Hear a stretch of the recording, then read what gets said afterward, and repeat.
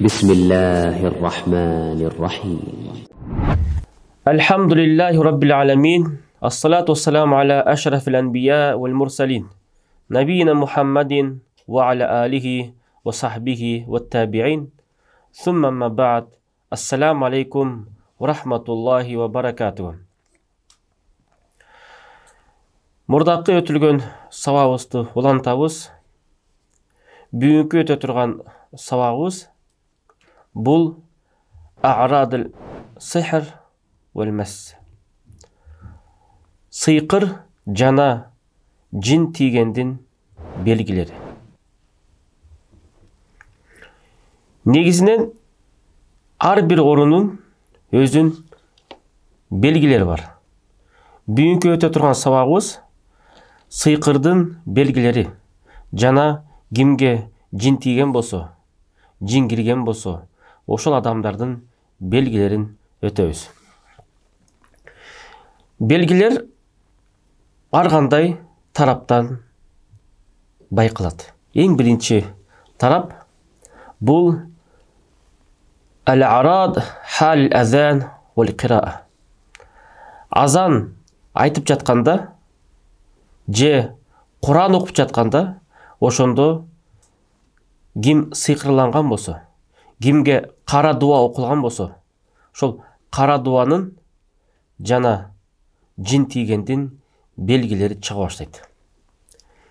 Инна мен бихи массун.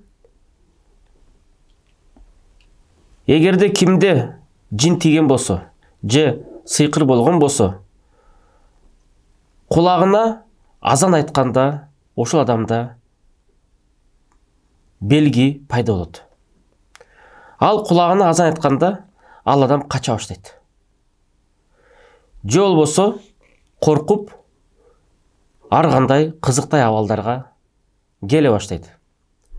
Өзгөчө азан айтылганда ал адамдын ойлору өзгөрүп, жүрөгү кысылып, кыжалат боло баштайт.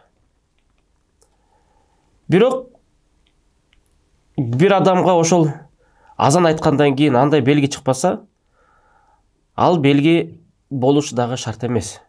Кээ бир учурда дагы белги пайда болот. Ал белги кандай?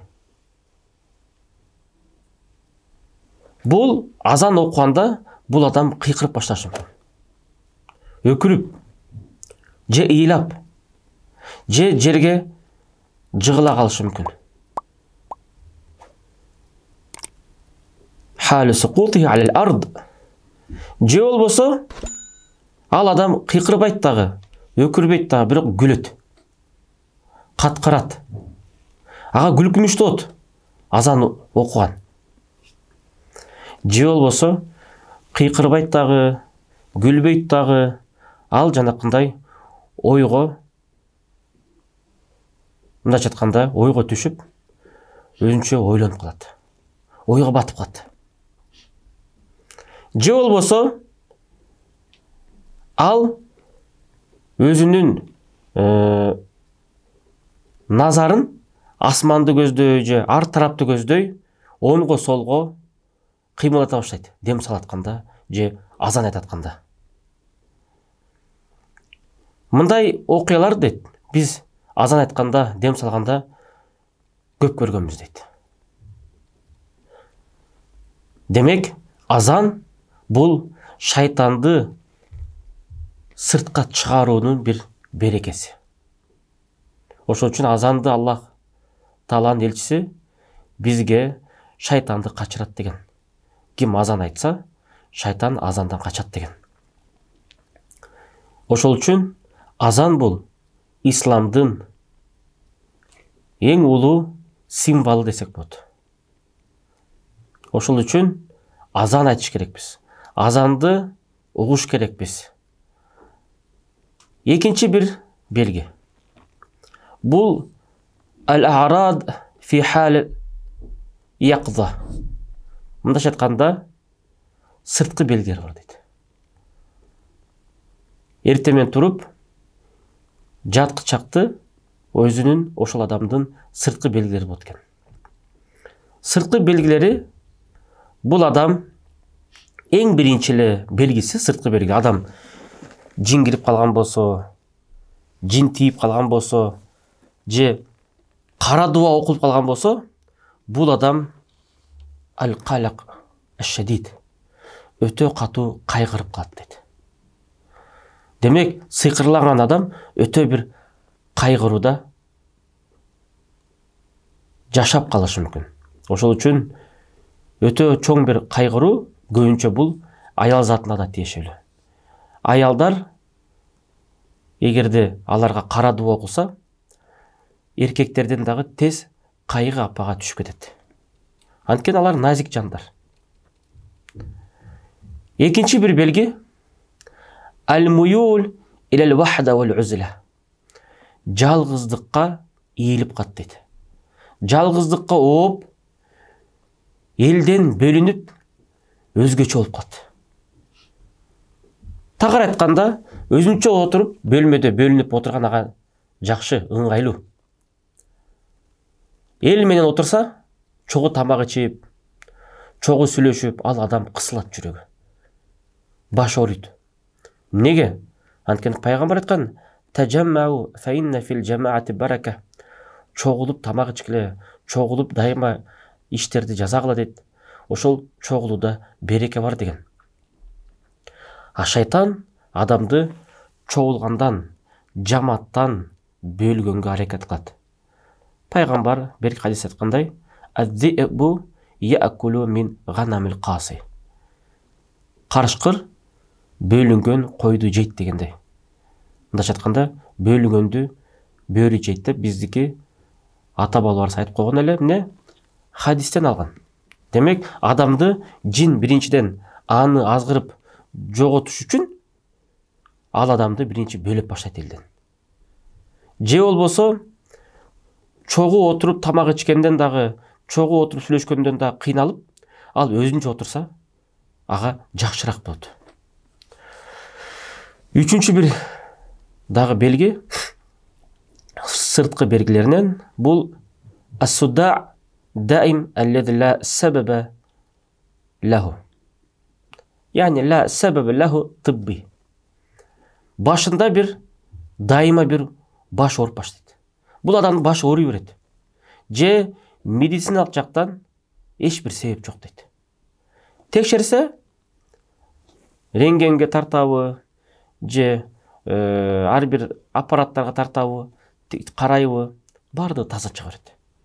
Анализ алып көрсө деле таза чыга берет. Ошол үчүн эң негизги белгилердин бири бул адамдын башы ооруй берет. Төртүнчү бир белги ал-касал, жалкоолук. Адам жалкоолуп калат. Демек, жалкоолук бул шайтан анын ичине кирип, же ага кара дуба окулуп, жалкоо кылган бул белги ошол адам. Жалкоо кандай?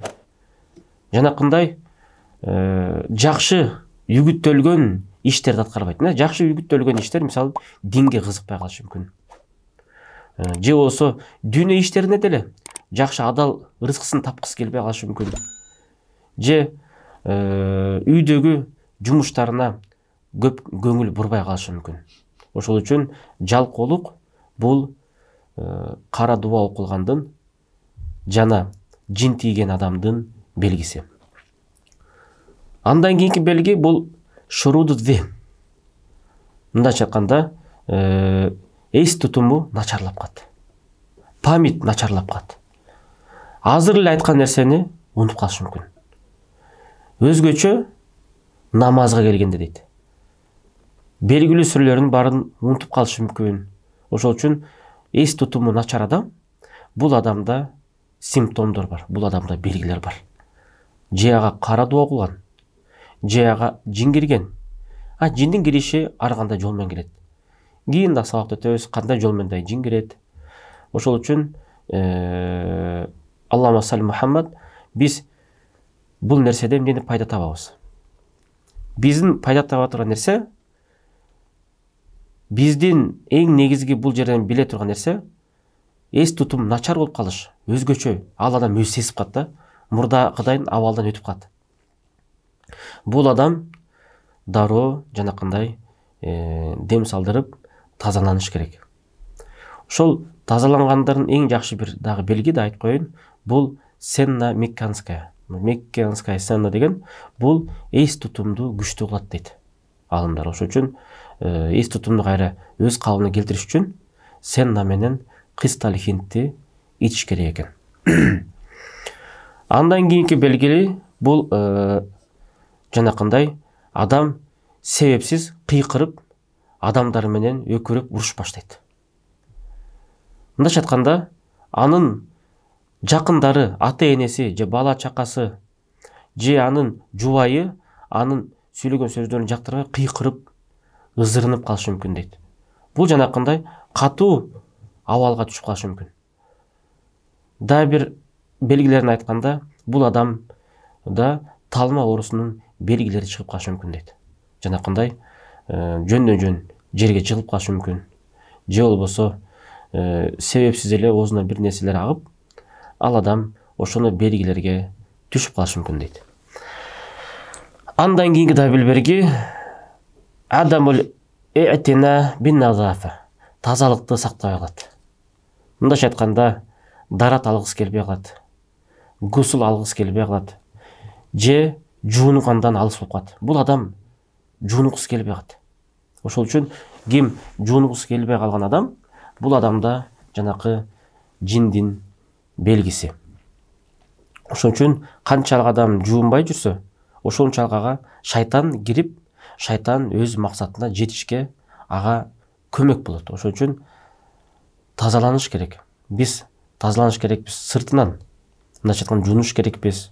Ичинен акыйдабызды, өзүбүздүн жүрөктөгү ишенимизди жана медициналык жагынан дагы жанакындай мурдак сабакта өткөндөй очищение деп тазаланып, ичегелердин баарын тазалап, бекемдикке огуш керекпиз.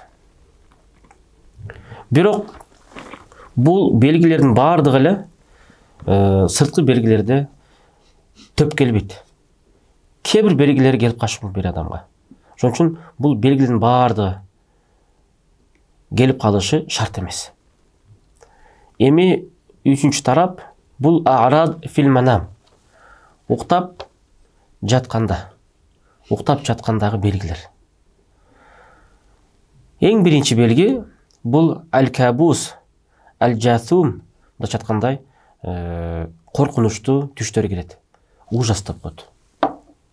Ошол үчүн коркунучтуу түштөр кирип, түшүндө корко берсе, жез кемпир кире берсе, же болбосо ошого окшогон бир коркунуч нерсенин баары кирсе, бул адамда кара дуба же сыйкыр бар. Экинчи руя аль-мафзуа фил манам каанна яра нафсаху фи турук.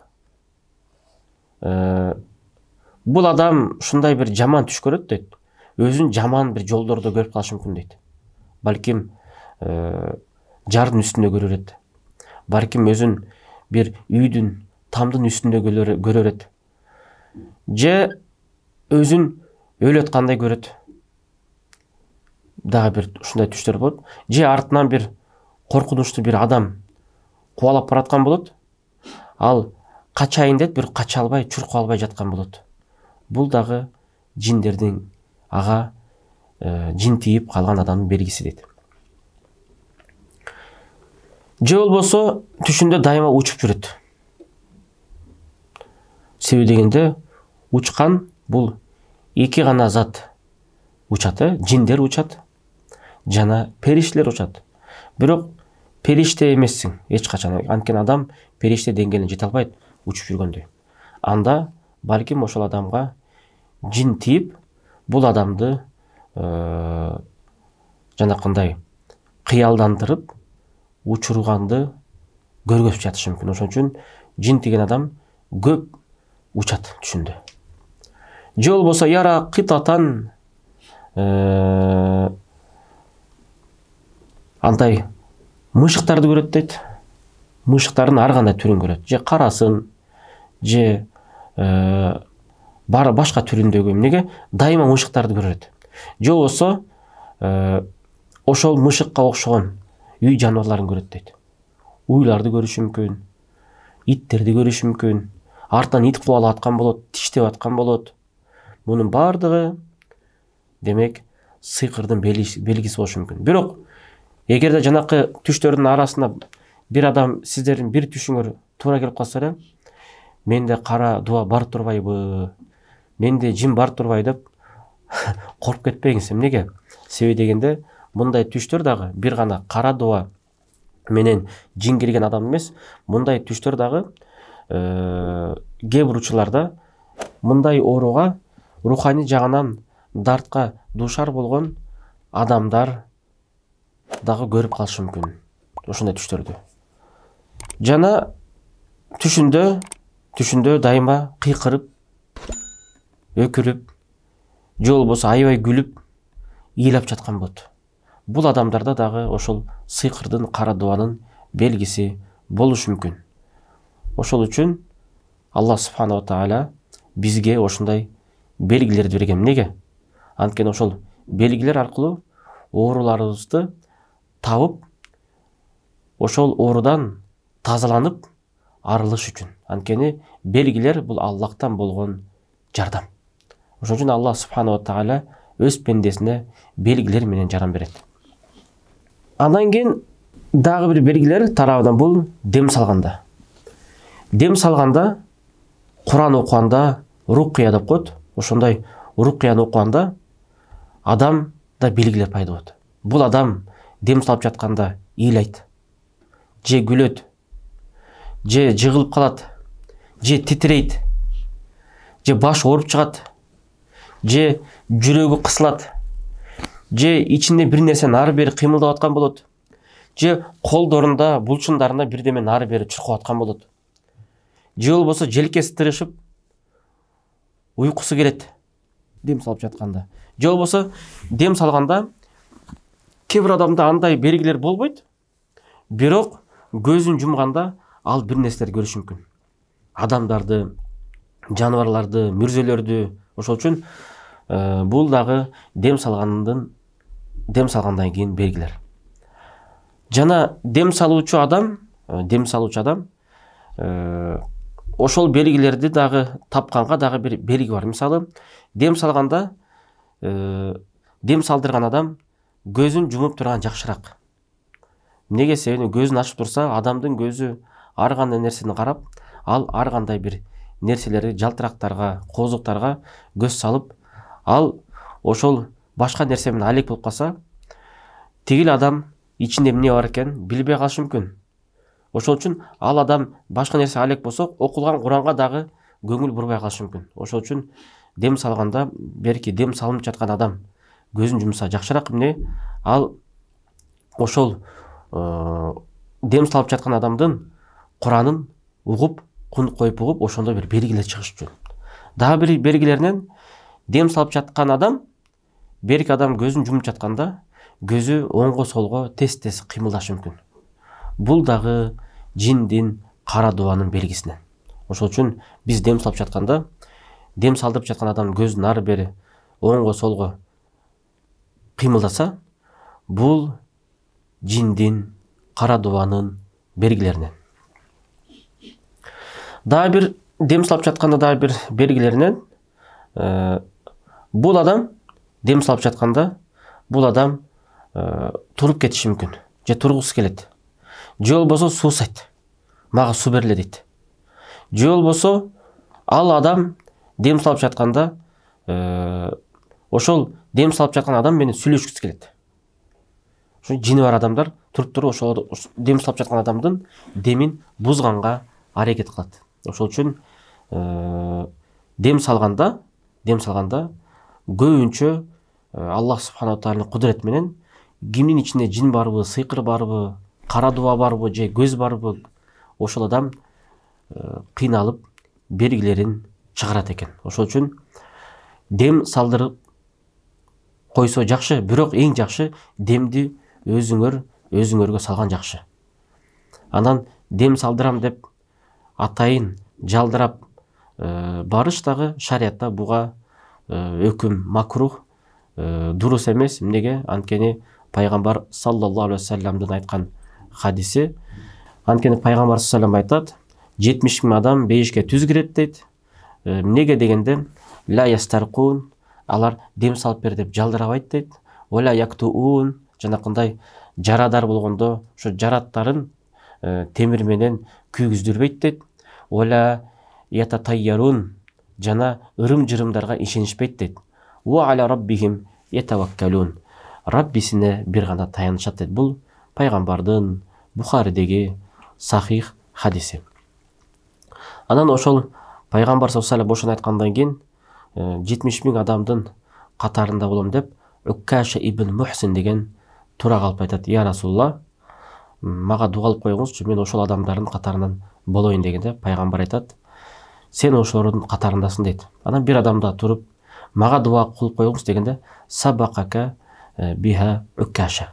Бул маселеде Уккаша ибн Мухсин сенден эрте сурап кал дейт. Ошол үчүн келиңиздер, жакшы иштерде биз шашылып, ошондой иштерде эң биринчилерден болгонго Аллах субханаху ва тааля насип кылсын. Анан кийин ошол үчүн дем салган өзүңүздөргө салган жакшыраак. Андан кийин бергилеринен жин тийгенден кийин адамга же кара дуба болгондон кийин бул адам ар кандай абалдарга душар болот. Өзгөчө ар кандай шек күмөндөр келе берет. Мисалы, кетип баратканда өйдөдөгү учуп бараткан нерсе түшүп кетсе эмне болот? Же болбосо столбо кулап калса эмне болот? Үйүбүз бузулуп калса эмне болот? Бирөө келип тебелеп кетсе эмне болот? Чоң бир машина менен деп айтор ар кандай ойлор келе берет. Бул адам ар кандай кайгапага түшүп кетет. Же болбосо өзүн өзгөчө бир адамды сезип калат. Мен артыман бирөө аңдып жүрөт. Тетиги машина жөн келген жок бул үйгө. Тетиги иши жөндөн жөн мени караган жок. Булар мен артыман жүрөт. Мен жалгыз адаммын. Кыргызстанды коргой турган, Кыргызстанды сактай турган менмин. Ошо мен экенимди тиги дүйнөдөгүлөр же тетигилер же жиндер же айтор ар кандай сөздөрдү айтып, ошолор билип алып туруп, ошол маалыматты жеткирип мени издеп жүрүшөт. Эгерде мен өлүп кала турган болсом, андай дүйнө жоголот. Айтор ошондой бир жашоого кирип алган да. Бул адам абалы жин өтө катуу буга зыян кылып берген. Бул адам жин тие турган абалга түшкөн. Ошондой абалга качан түшөт? Өзгөчө ошондой катуу бир жолго түшкөн адам, мындай адамдар жанакындай сөт коорлукка жакын адамдар. Кредит алгандар риба деп коет. Анткени пайгамбар саллаллаху алейхи ва айткан, ошондой эле Аллах Куранда Бакара сурасында айтат: "Ким сүт коорлук алган болсо, ага жин тиет" дейт. Ага жин тиет, ага жиндер жөн калтырбайт дейт. Кыямат кайымда жин тийген абалда тирилет дейт. Ятахаббату шайтану минал мас. Ошол үчүн келиңиздер, бул дүйнөдө чоң бир жиндин тийип калышына бир себеп, чоң бир күнөө. Бул сүткорлук, кредит. Азыр караңыздарчы, кредит албаган киши калбай калды. Элдин баары эле кредит азыр. Анда да сурайт: "Сен кредит албай кантип жашап атасың?" деп. Биз айтабыз: кредит албай жашаса болот. Эмне? Менет кылып, Аллахтан дуа кылып. Аллах субханаху ва тааля кредитти тыйган, рибаны тыйган. Пайгамбар саллаллаху алейхи ва саллям айткан: ошол риба 70 бөлүктөн турат деген. Ва аднаха, эң ылдыйкы эле, кичинекей эле бөлүгү, эң ылдыйкы эле даражасы накиха умма, энесине нике кыйгандай эле күнөө деген. Энесине нике кыйгандай эле күнөө деген. Ошондой эле пайгамбар саллаллаху алейхи ва саллям айтат: "Ар-раджул акала минар риба ва хува я'лам ашадду мин 36 зинатан." Кайсы бир адам сүткоорлуктан жеп жатса, бирок ошол сүткоорлук арам экенин билип туруп, ошол ишке барып жеп жаткан болсо, ошол адамдын кылган күнөөсү 36 жолу ойноштук кылгандан дагы катуу деген. Бул хадисти имам Ат-Тирмизи риваят кылат. Демек, мынаки коомубузда адамдар ошондой сүт корулукка кирип кеткенден, бул адамдардын үй бүлөсүндө бир адамдын же бир нече адамдардын мүчөлөрүнө, үй бүлө мүчөлөрүнө жанакындай жин тийип, же болбосо ага жин тийгенден кийин талма оорусуна тең айланып кеткенге ажып эмес. Неге? Анткени жин тийген эң негизги себептер бул ошондой чоң күнөөнүн негизинен экен. Жин тийиш үчүн кандай абалдарга түшкөнү тиет. Кандай абалдарга жин ага жакын болот. Кандай абалдарга кирип калса, кара дуба жана жин ага жабышат. Бул эң биринчи ал-гадаб аш-шадид. Өтө катуу ачууланганда. Адам ошо өтө катуу ачууланганда, ошол учурда адамдын иммунитети ылдыйлап, ошол адамдын Аллахка болгон тобокелдиги жоголуп, бул адамдын жүрөгү бошой түшөт экен. Ошондо шайтан кирип кетиши мүмкүн. Ошон үчүн пайгамбар саллаллаху алейхи ва саллям дин эмне дегенде, ислам дин эмне дегенде, кабарла дегенде пайгамбар ла тагдап, ачууланба деген. Неге? Ачууландыңбы, ислам динден алыстап кеткенге бат эле бир кадам. Экинчи бир белги ал-хауф аш-шадид. Өтө катуу корккондо. Ошон үчүн коркпош керексиздер. Жанакындай айтып жатпайлыкпы, 3 тамга деп, алар аябай коркушат жиндерден. Билип коюңуздар, биз бир гана Аллах субханаху тааладан коркуш керекпиз. Эч кимден коркпош керек. Корку деген кандай? Жанакындай ошол жиндер, же сыйкырчылар, же көз ачыктар бизге зыяндын берип коет деп коркуп кетсе, жин келет. Же болбосо коркуп кетип жанакы өлүктү көргөндө, же мүрзөнүн жанынан кетип баратканда, же караңгы түндө ажатканадан чыгып үйгө кирип баратканда адамдар коркуп кетсе, ошол учурдан да кирип кетиши мүмкүн. Ошон үчүн караңгыдан корккон адам жалгыз баспай жүрүш керек анда. Иманын бекемдемейинче. Жана ошондой эле мүрзөнүн түбүнө көп баспаш керек. Иманын бекемдеп, хадистерге, аяттарга ишенбейинче. Ошон үчүн өтө катуу коркуп калуу бул көбүнчө аялдар бул тараптын, мындайча айтканда, пациенттери десек болот. Ал эми эркектер ачууланган тараптын пациенттери. Ошон үчүн эркектерге айтмакчымын, ачууланбаңыздар. Ачууланганды кичине тыйыш керек. Аялдар өтө көп коркпош керек. Андан кийин үчүнчү аль-фарах аш-шадид. Өтө катуу кубанып, сүйүнбөш керек. Адам өтө катуу кубанып, сүйүнгөндө дагы Аллахка болгон таянычын жоготуп, Аллахка болгон сүйүүсү алысыраак болуп, Аллахтан бир аз алыс болуп калат. Эмнеге? Анткени ал башка бир сүйүнүч кабар менен, ошол менен сүйүнүп турганда шайтандар ошол учурдан колдонуп кирип кетиши мүмкүн. Төртүнчү аль-гафла аш-шадида. Өтө чоң катуу капилетте. Мындайча айтканда, динди билбесе, канча да адамдар динди билбейт. Субханалла, Фатиха сүрөсүн билбейт. Ихлас сүрөсүн билбейт. Мейли ал, ла илляха иллаллах деген келмени билбейт. Акыркы пайгамбар ким десе, ким эле дейт. Эгерде ошондой деңгээлге жеттиңизби, жиндин келишин күтө бериңиз. Андан кийин 5-нчи абал ал-инкибаб аля-шахават.